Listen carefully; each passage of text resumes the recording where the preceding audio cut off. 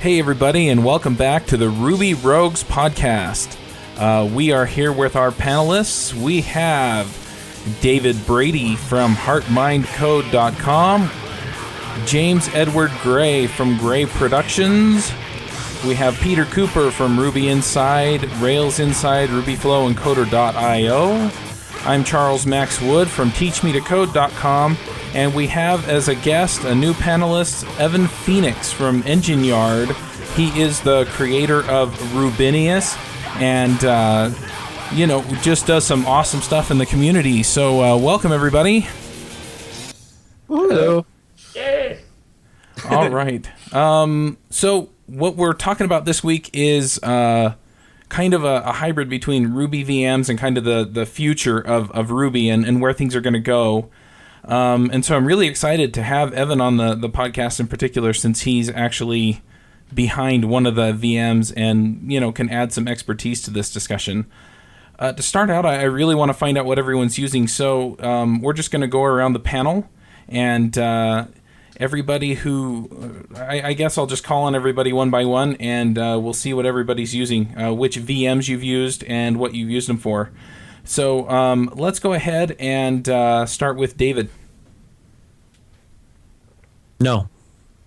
Which VMs that I've used? I've used JRuby, obviously, MRI. This isn't really a VM. I don't know if Yarv counts. And No. I attempted to contribute to Rubinius a couple years ago, but I was really dumb and a bad programmer back then, so I failed. I'm sure we can fix that now. Awesome. All right. What about you, James? So I've used JRuby quite a bit, mostly to gain access to the Java ecosystem at times. And I do like that part of it. One of the things, I have run into a couple of problems with JRuby a few times when I was trying to emulate a POSIX-like environment. JRuby has a few things that are kind of difficult in a POSIX environment because it doesn't quite, do things like fork and stuff like you would expect. I've used Rubinius recently, and wow, we're getting some feedback here too. You guys hear the feedback? Yeah. It might be me. Let me turn down my headphones a little bit. Is that any better? Yes, that's much Yes. better. Okay, back to where I was. I recently used Rubinius after seeing some awesome talks at RubyConf 10 about how crazy cool Rubinius has gotten, and I'm really liking that, so I'm looking forward to talking to Evan more about that. I think Rubinius is shaping up to be one of the most transparent virtual machines, as far as being able to look at your code and how it sees your code and things like that, and I'm really liking that. But back when I played with Rubinius, it was not 1.9 ready yet, so that was kind of making me sad. But I know that's in the works. And then, of course, Yarv, I've moved pretty much everything to Ruby 1.9 at this point. That's my interpreter of choice, so, and I think everybody else should do the same. All right. How about you, Peter? I've been experimenting with most of them, or most of the GNOME ones now. I wouldn't count sort of some of the older ones like Cardinal and things like that. But in terms of actually using on sort of like a day-to-day basis for work and whatnot, it's Ruby 1.9.2 all the way, MRI, of course. So, but that said, I have been sort of messing around with some of the source for that because I was trying to sort of add in a few bizarre features. And I must admit, I think I'm probably going to end up going to Rubinius at some point. But it's still kind of early days for that, and I need to really play with it a lot more. So it'd be really cool just hearing what Evan sort of brings to the table today, because it's just you're just having the time to dig into it. So love to hear more about that and learn more. Right, and in the interest of saving Evan for last, I'll go ahead and chime in. So far, I've really only played with MRI. I've done a little bit with 1.9.2. Most of it's just been that I'm too lazy to switch, and you can all poo-poo me for that. But let's see what Evan says. I'm kind of curious, since he works so much on Rubinius, what other ones he's used. No pressure here, guys, right? No. No pressure. I'm just saying it because I'm in the room, right? Right. So, obviously I use Rubinius a lot. I'm actually kind of a weird Ruby user in a way because my everyday is like, working on Rubinius features and that kind of stuff. It's not, which is writing Ruby code, but is not like writing a Rails app or writing a big Ruby application, other than Rubinius being a big Ruby application, I guess. Yeah, I mean, I run Rubinius the vast majority of the day because that's what I'm working on building. But I still have 187 installed that I use occasionally. Okay. Just out of habit for the most part. Evan, do you ever play with the other virtual machines, like to see the kind of things they've done and how they do that? Sure. Yeah, I mean, I certainly read their source. Like I've gone through 1.9 and I've gone through JRuby at different points in time to see. It's usually I'm looking for a specific thing, like how is X, Y, and Z handling method caching or whatever it might be, and I will kind of dig in to look for that specific aspect of it. So I am pretty intimately aware of how all of them function. So. All right. Well, that leads to a question that I have. What really is the difference between them? I mean, I'm assuming they're all more or less Ruby, right? So. Sure. So what does one give you that the other doesn't? Okay. Let's see. How should I start this? I guess I'll start with 1.8, right? So 1.8 is mostly written by Mats. Obviously, it's got. So I'm going to consider all of these as broken up into sort of two big pieces, right? There's the, and just for terminology's sake, I'm going to set a few pieces of terminology just for clarification. I'm going to talk about the kernel, and the kernel is also synonymous with the core library, and that is, in 1.8's case, everything like the string class, the hash, all that kind of stuff. That is those things that are built into Ruby that you can use without having to do any requires, right? Mm-hmm. I'm making that clarification because while talking to people, sometimes they will actually say, oh, do you mean the standard library? And obviously the standard library is actually a separate piece. It's IRB and all those things that come with Ruby. So for clarification, there's the kernel of each of them, and then there is the execution engine, right? So 1.8 has obviously the kernel we're used to, all the classes and all the methods. And then its execution engine is really just sort of a very simple AST evaluator, right? So it kind of does it as though if you were, and Matt's pretty freely admits this, that it's sort of the simplest possible way of interpreting a language, right? Mm-hmm. Kind of the CS 101 way of interpreting a language. Okay. That's sort of the baseline for all of these, right? So 1.9 obviously adds two separate things. It changes the kernel, adds all the encodings and all the new APIs, fibers, and all that kind of business. And then it also adds a bytecode VM to as the execution engine. So it's sort of like another layer after instead of evaluating the output that 1.8 used, it sends it through one more step where it turns it into bytecode. And the reason for that is that bytecode can be evaluated faster than you can evaluate the just the raw original AST that 1.8 uses, right? So that's when you see the performance improvements between 1.8 and 1.9, that's what you're seeing. Basically, you're just seeing the difference between those two things for the most part. JRuby then obviously runs on the JVM and does this thing called that Rubinius does too, called mixed mode, right? So one of the big things is that you're able to run your code, but then it can also be on the fly optimized into a more optimal form. And in the JRuby case, it normally runs actually similar to the way 1.8 works. It sort of just evaluates the abstract tree of code just by walking down and using the sort of simple tree evaluator. And then as things heat up, it actually convert them into JVM bytecode. And is that what's referred to as a JIT? Yes, right, yes. JIT refers to anything, really any piece of technology where you have a compiler at runtime. Right? Okay. So that you've been, JRuby will run a method a bunch of times and then decide like, hey, this method's being used a lot. We should probably go ahead and turn it into a JVM bytecode, and it will go ahead and do that. And that the piece that does that is that JIT, that compiler at runtime. And then obviously that is sort of to sort of make it a little more meta. That is actually a JIT on top of another JIT, because the JVM has its own modes and JIT and all that kind of stuff below what JRuby does. So it's actually sort of multiple levels in the JRuby case. And then Rubinius converts all code down to Rubinius bytecode, and then has a bytecode evaluation thing for running that bytecode. So it's very similar to Yarv in that case. And then as things heat up, so as methods and blocks are used more inside the system, it will actually take those methods and ship them off to a thread that runs in the background. And it will compile those methods and blocks and such into raw machine code. So rather than going to like bytecode, it actually goes to raw machine code. It happens to use LLVM to do that, but that's sort of an implementation detail. Right. Those are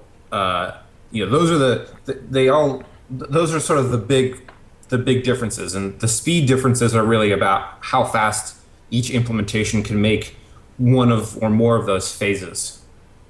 Okay. So go ahead, James. So I was going to ask, you talked about how the LLVM is used on the lower level to do the virtual machine implementation, basically.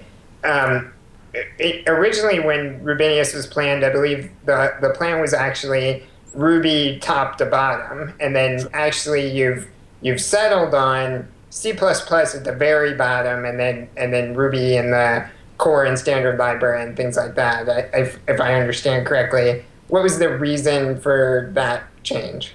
Sure, that change is mostly pragmatism. We wanted to be writing it in Ruby, but at the time, and even to a certain extent, there's times now, and I'll elaborate, where I wanted to get something out there that people could use. I didn't want this to sort of become this sort of academic project that was just this sort of purely something that was never going to come to fruition.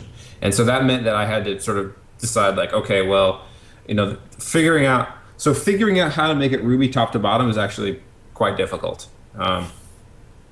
You can go and look at those original prototypes. They're actually still in the Rubinius repository. They're back at commits. The very first few commits in the repository are an all Ruby VM that ran on top of 1.8. I think it was 1.8.2 at the time, 1.8.1.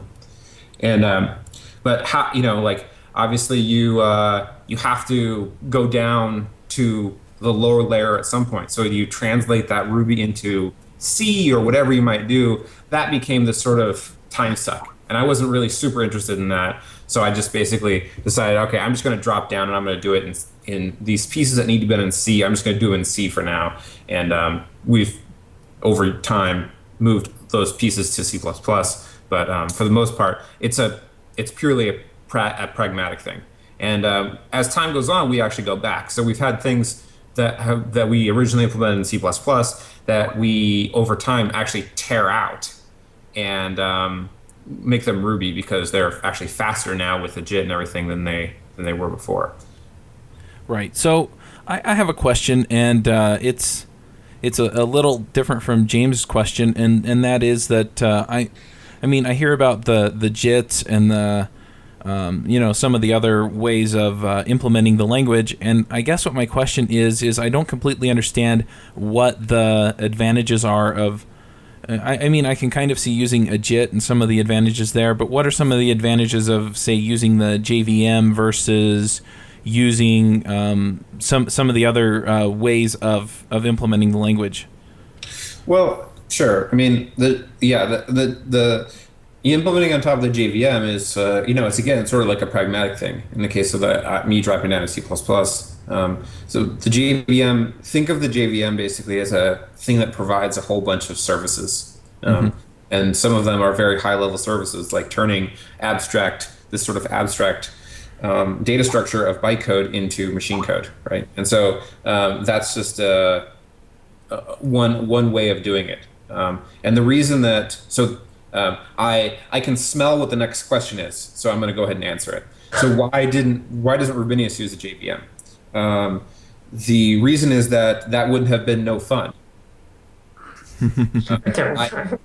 I started this project for fun, and if I had used the JVM, then I wouldn't have been able to do all the fun parts. Charles Netter just died a little inside. Yeah. Well, maybe Charles finds different things fun. Yeah, I mean, ask Charles. Good job, guys. Sometimes ask Charles about working on Lightstep. He wrote a whole window manager for Windows. So talk about weird projects. So sec here.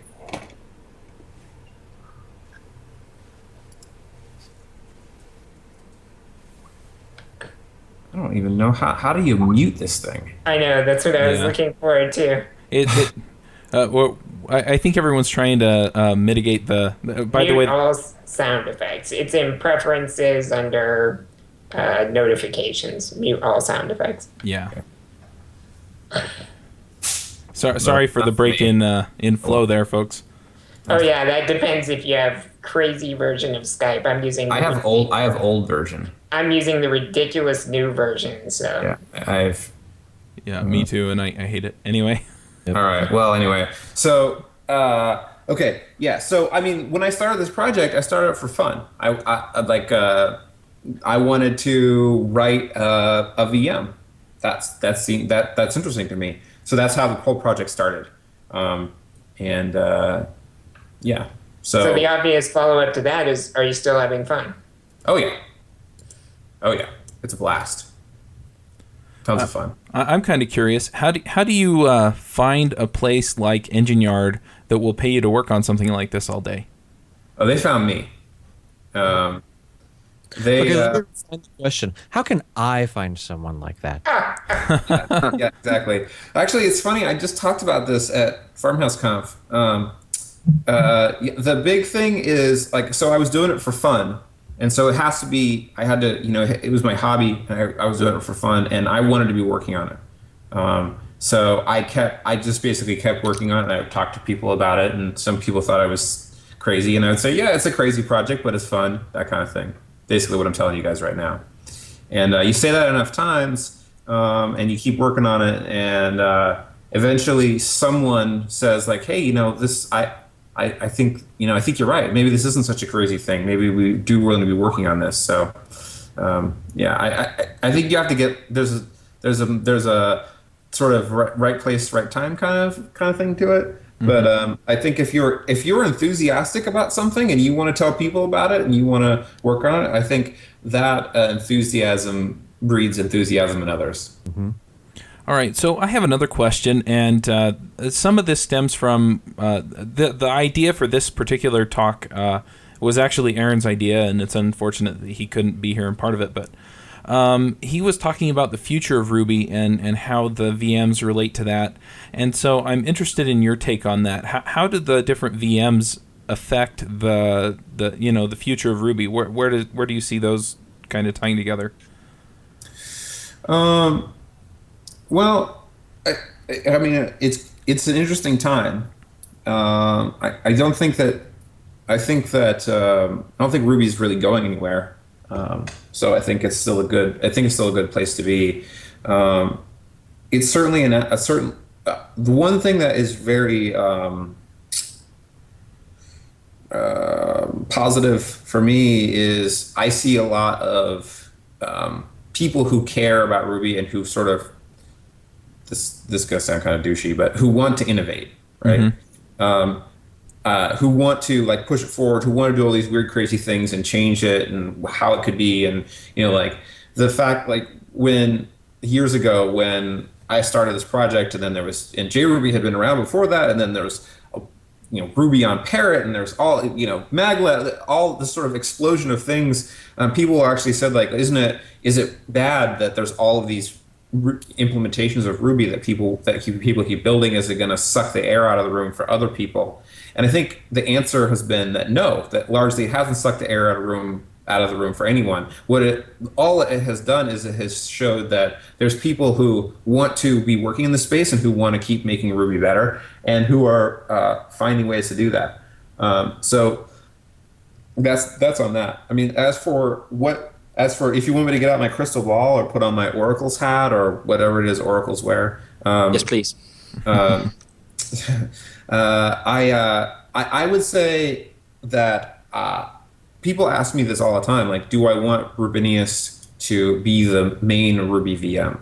And my answer is always the same, is that my opinion of this doesn't matter. It's not up to me. Like, I don't have a giant marketing machine behind me. I don't have a way of forcing people to do something, right? All I can do is build the best possible thing that I can build for myself, and that people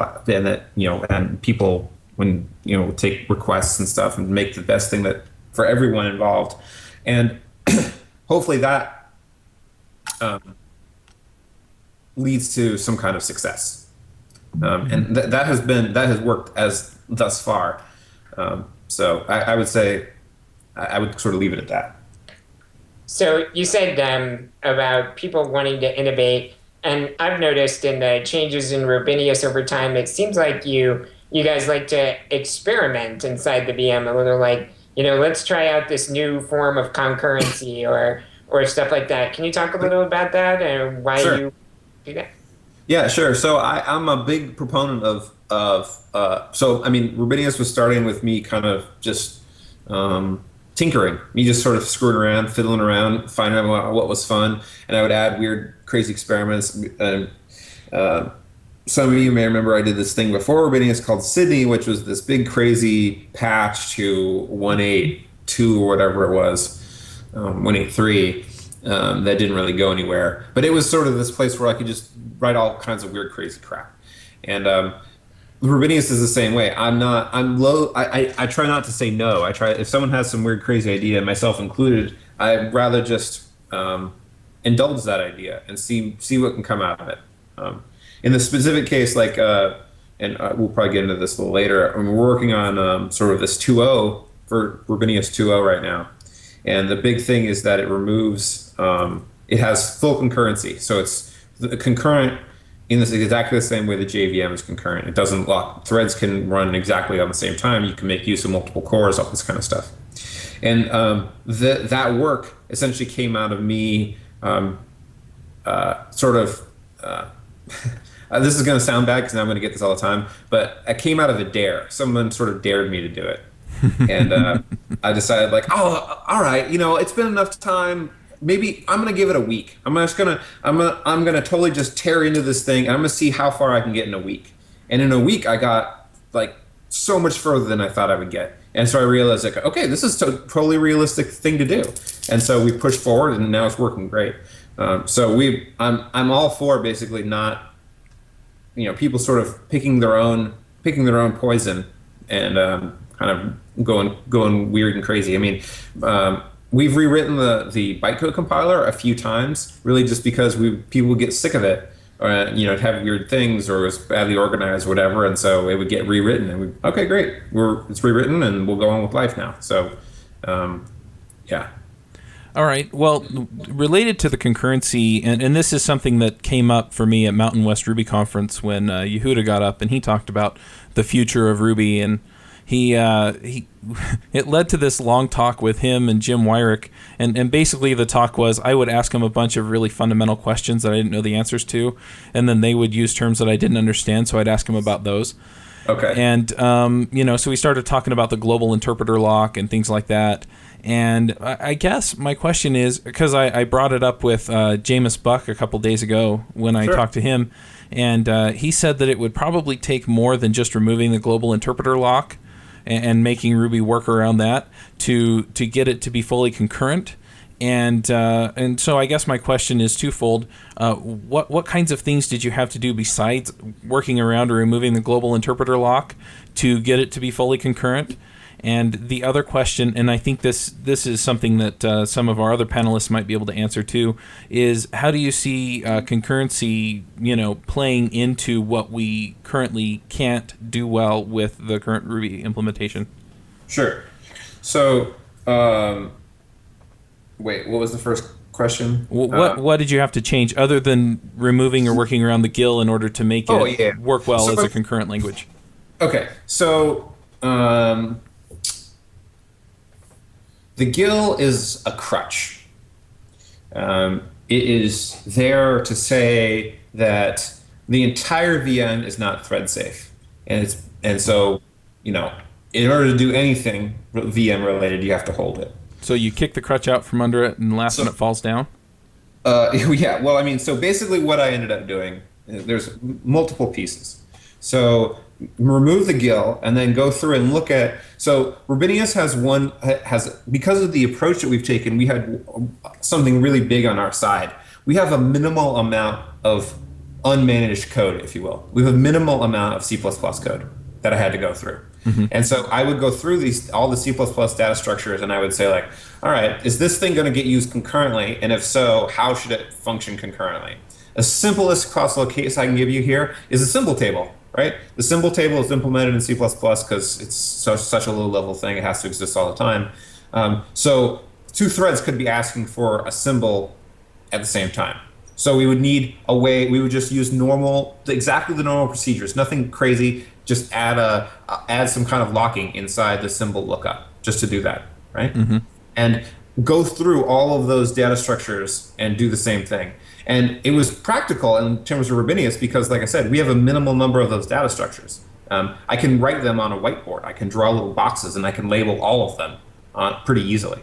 And so because of that, it was not a trivial task, but it was a task easily tackled. It wasn't this daunting thing, right? Mm-hmm. So that was sort of phase one. Phase two is the fact that now you've got Ruby code that is going to be running fully concurrent, that it wasn't before.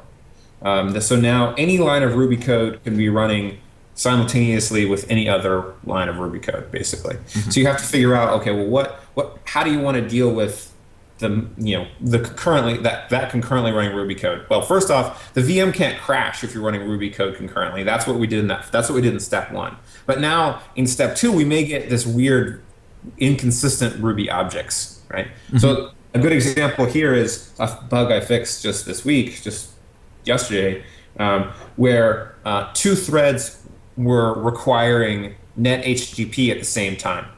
And because of the timing of them, they actually both succeeded. And so you had two threads simultaneously requiring the same file and running the same code to initialize net HTTP at exactly the same time. And obviously it caused all kinds of totally weird bugs. And so I had to go in and I added a lock around the require machinery so that they would be lockstep. So these threads would have to wait so that they could actually check whether or not a file was getting required. And then we do that at different points in time, right? The third way is we don't want locks though. So if I were to go through and I were to just say, like, okay, well, I'm just going to tackle this I'm going to add a lock to every single data structure, every Ruby object, I'm going to lock everything. It wouldn't be any better than the GIL for the most part because you'd be locking everything everywhere and you'd take these huge overheads.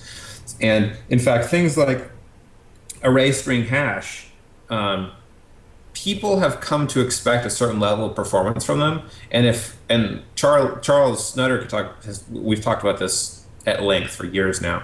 You can't really add locks to those because they'll slow them down to such a degree that people will basically just file tickets all the time about how much your X implementation sucks because array is slow or whatever. So you have to structure the code instead in a way that allows for a degree of concurrency that will keep the data structure working even if it is being manipulated at two objects at the same time. So in the case of JRuby, and it's the same with Rubinius, you can get these weird cases in array where you get these strange concurrency error exceptions being raised because those will be detected for some, basically these kind of interesting cases where we do those instead of having locks for that kind of stuff. So it's really these sort of three steps. And originally, my opinion of this whole project was actually the same as Jameis's before I started this. Oh, it's going to be super hard. It's going to be, most code isn't going to run. We're going to have to need locks everywhere. And strangely enough, that is not true. In theory, you would think that's true, but in practice, it's not actually true. Rails runs fine, even even with this crazy weird require bug, Rails ran fine. Interesting. So I think you kind of hit on this there, but I was curious to know if the VM developers communicate with each other and work together to solve problems. You did mention there that you and Charles Nutter have discussed things, but then along similar lines, you're doing some experimentation now in Rubinius. So is there a chance that as you guys prove that Ruby can live without the GIL or whatever? Do you think there's a chance that some of that work could filter to the other VMs? Yeah, we totally work together. People actually thought for a long time that we would be enemies in a way because we sort of are competing. But I don't. It's a big enough pond for everybody. So we've definitely brainstormed on algorithms and ways of handling problems, all that kind of stuff for years now. And APIs have flowed between us. Like I said, this concurrency error thing is obviously something that Rubinius is taking from JRuby. And like the FFI layer was something that I worked on in Rubinius because we needed it that flowed out into JRuby, right? And that's fine. I'd love for that. I love when that happens. So we do a lot of communication in that regard. Back in the day when maglev first started, maglev actually is a fork of Rubinius's kernel that has been probably totally different now. But originally we just told them like, hey, you can just take all the Rubinius code and just do whatever you want with it. So that was sort of their starting ground. So we definitely help out and communicate like that. As we figure out answers to problems, some can be fixed and some cannot. So the problem of the GIL, I'm sorry to say, likely cannot be fixed in MRI. And the reason is that doing so would require rewriting pretty much every single C function in the MRI.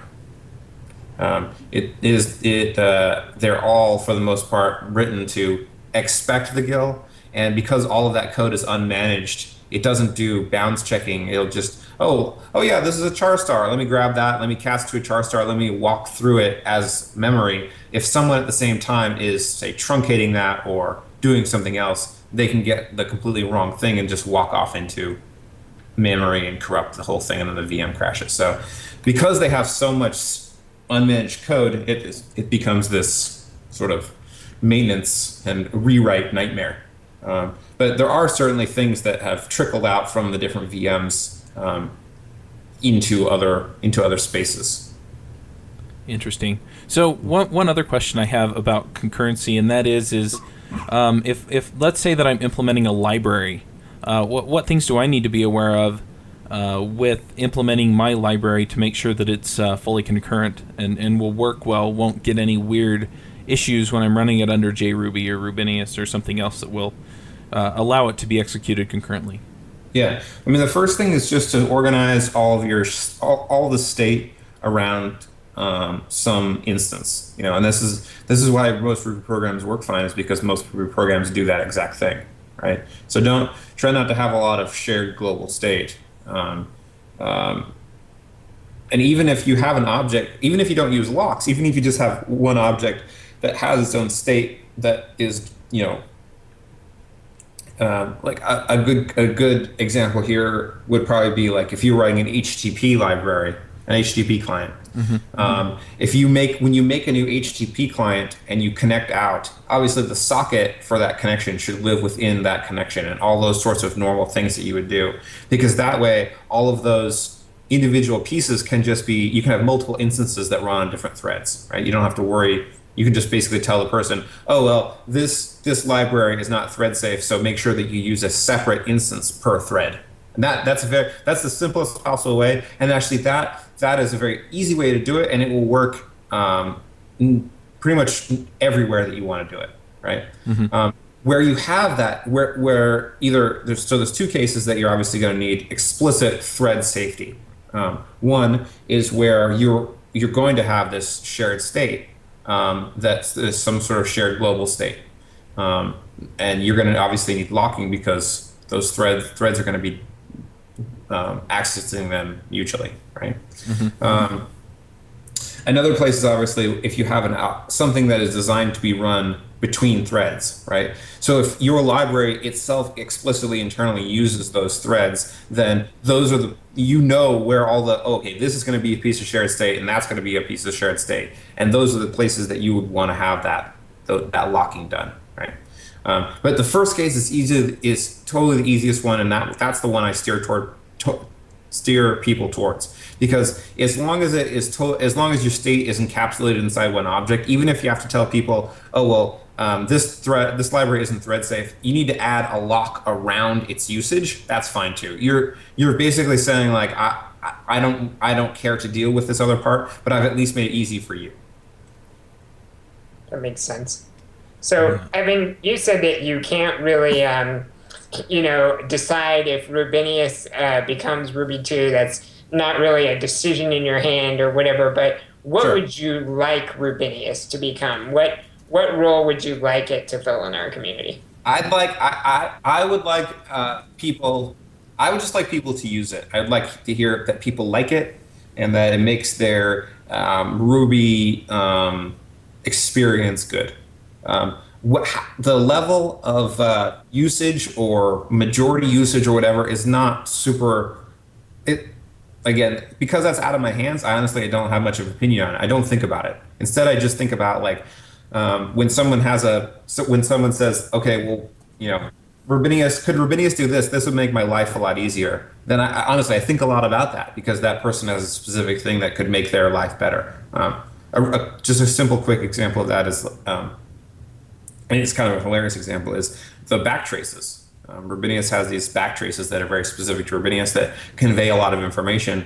And I think we've had those backtraces for probably 3 or 4 years. And I think in 3 or 4 years, I have worked on them a total of 1 hour. So that wasn't sitting down and working on it for 1 hour. That was like 5 minutes here, 5 minutes for the first implementation, 5 minutes somewhere else, 10 minutes another place. But it is easily one of the things that I hear the most about Rubinius. Like I love working on it because it conveys all these pieces of information to me. So it's really about making the people who want to use Rubinius happy. And obviously, I make those people happy, and they'll want to use it in their companies and that kind of thing. And that's what I want. So one last question, kind of not on Rubinius this time. Evan, didn't you recently speed up the gem index quite a bit? I did. Did that come out of your experience in working with Rubinius, or was that just a side fun project? No, that was just me doing them a favor. Doing everybody a favor. Yeah. No kidding. Yeah, it's yeah. So what happened was I've been talking with Nick, the main, Nick Q, what's his name? Toronto. There you go. I'm bad with names, so I'm not even going to attempt his last name. So we talked, we're friends. We've talked a bunch of times, and if we're friends, I should probably be able to pronounce his last name, but that's another note. You were friends. Yeah, we were friends, but tell he hears this. Right.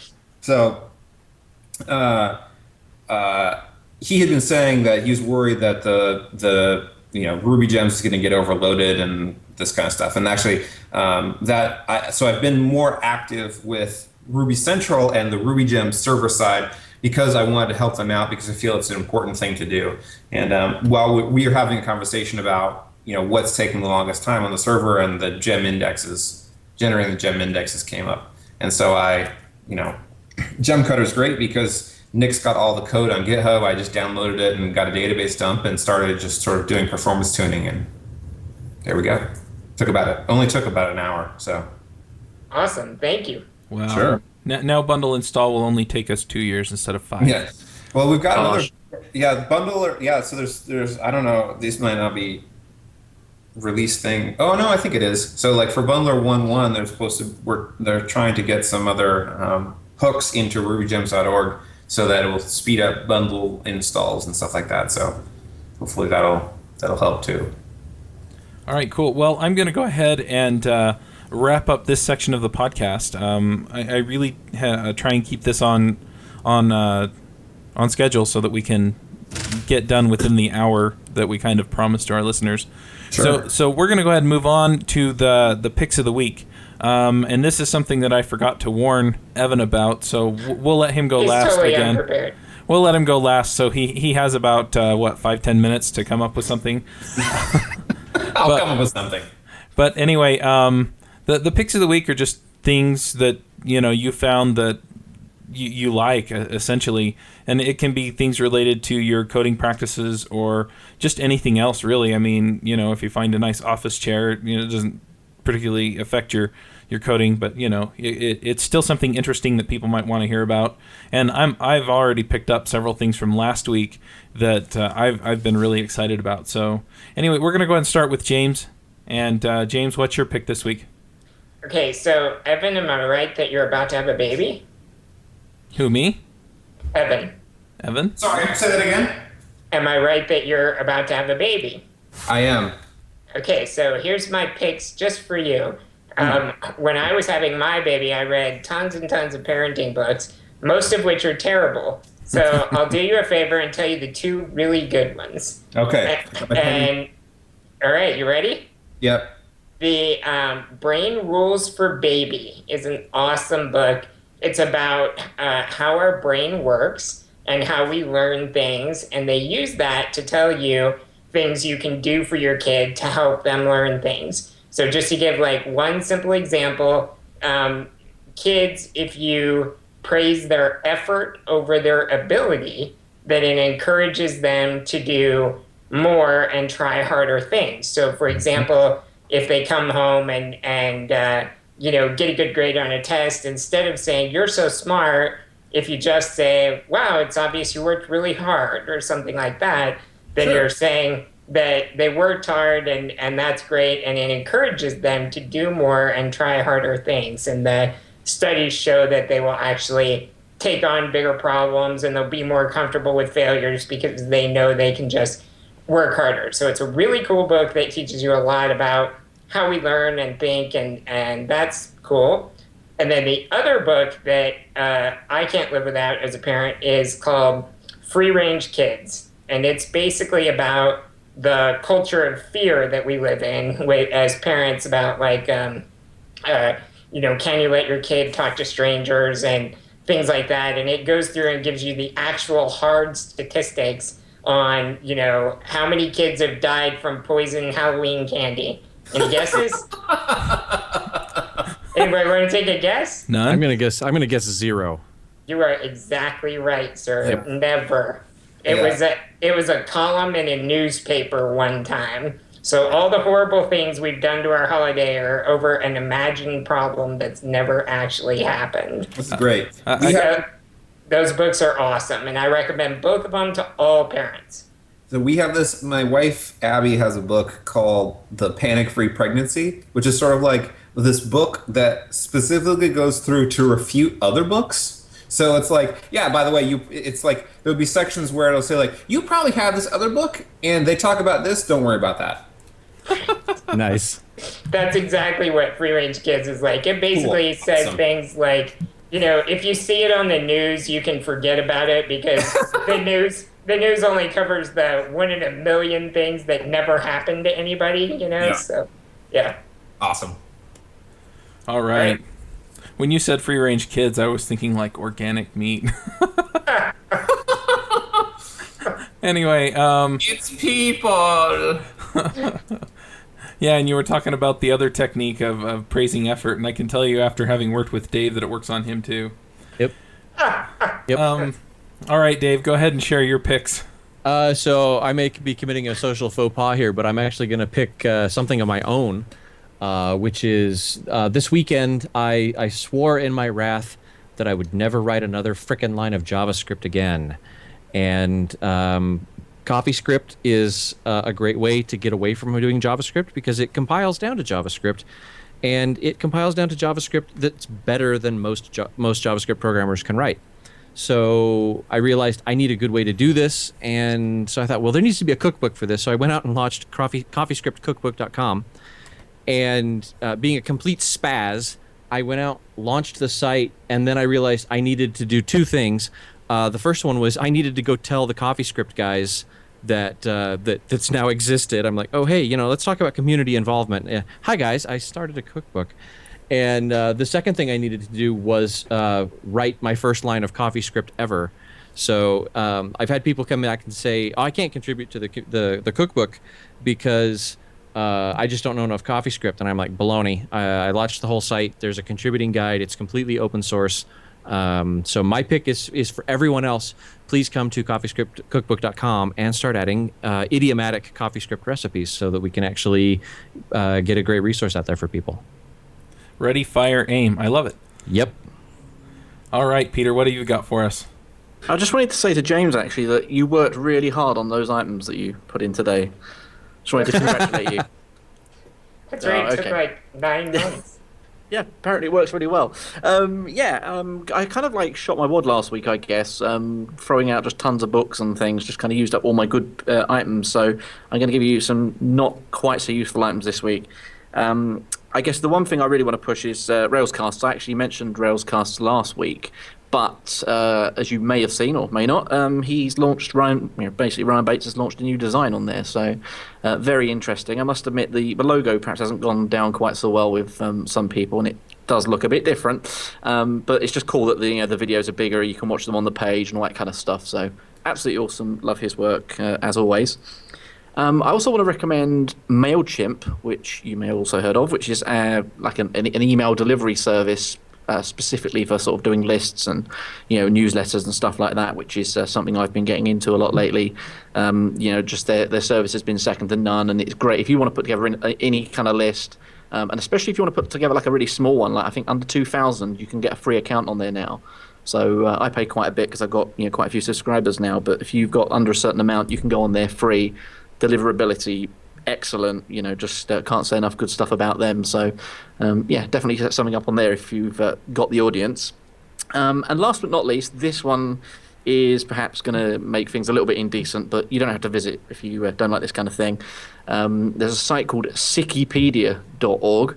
That's basically SICKIpedia.org, and it's kind of like where you just go on and you post a joke, and then it gets either voted up or down, and then it shows you the jokes that got voted the best for each day, week, and so on. But they are really crude, very extremely not safe for work. And I've actually picked, and I mean, that's kind of my sense of humor. I'm kind of okay with that. But there is actually one clean joke on there, so I just thought I'd bring that one clean joke into the show.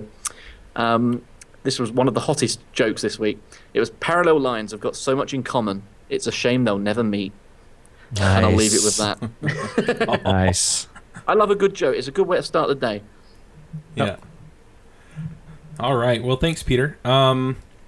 So I'll give a couple.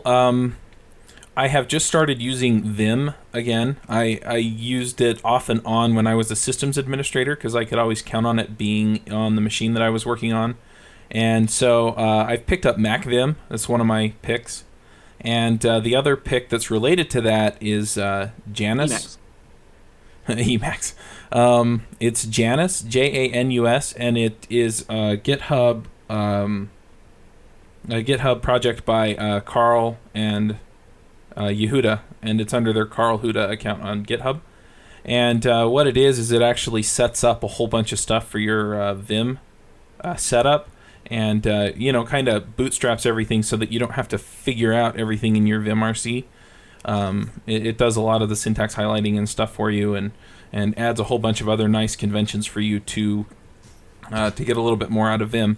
So those are my two tech picks. I also want to point out that we've been a little bit remiss in talking about the different VMs and not mentioning RVM, which is something that everybody should go check out so that you can try out all of these different virtual machines like Rubinius and JRuby. You can also get Ruby 1.9 on there if you haven't just installed it or compiled it from scratch. So I want to point those out. And finally, I also want to turn everybody on. There's onto a book series that I found on iTunes, and it's called Trader Tales by Nathan Lowell. I've listened to the first 3 books, and they're awesome. So if you just do a search in iTunes for Trader Tales, there are 6 books, and they're awesome. And I listen to them while I'm coding and stuff. So anyway, that's what I've got. Cool. Evan, do you have any picks or anything that you want to share with us?